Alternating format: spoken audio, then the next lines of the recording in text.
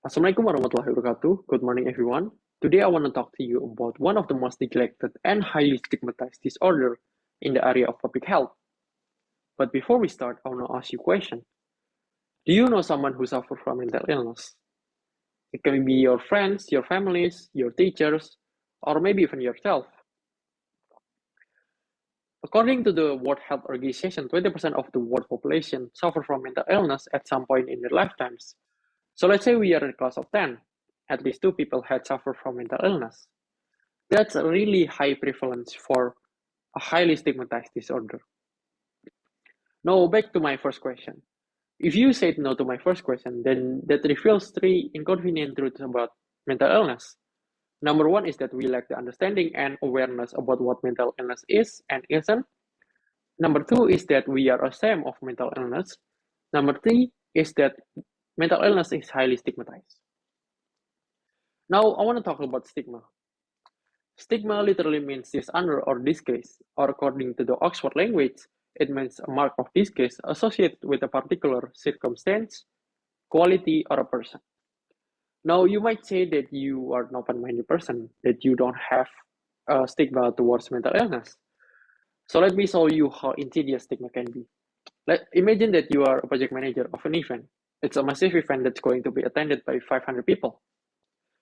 And they ask you to deliver a speech.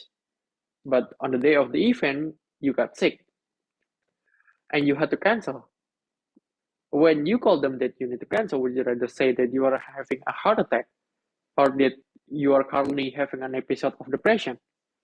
Would you rather say that you're having a headache or would you rather say that you're having a panic attack? If you would prefer to choose the first answer than the second answer, in each case that I was presenting, then you are affected by stigma.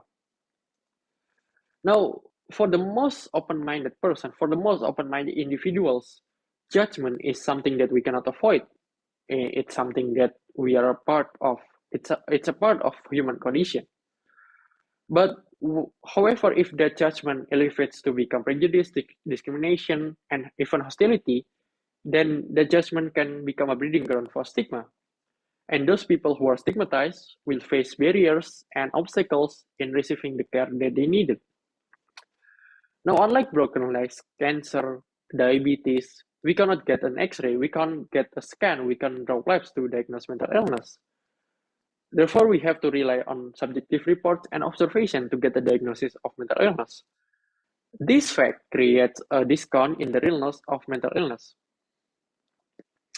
Now, it may also lead to the misunderstanding that people with mental illness can control their illness. Now, one of the main cause of this misunderstanding is fear. We have seen mental illness become synonymous with danger, violence, aggression, and even instability. It's not true, but yet the picture is painted over and over again. From news media, television, video games, and even movies.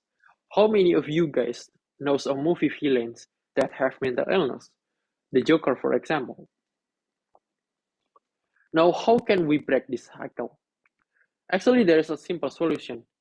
If we can talk about mental illness in a respectful and real way, we may break the cycle.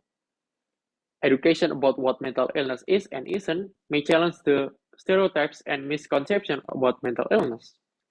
On a personal level, we may set aside our own prejudice and false ideas about mental illness. You and I, my friend, we can change this. I'm Mohammad Bintang. Wassalamualaikum warahmatullahi wabarakatuh.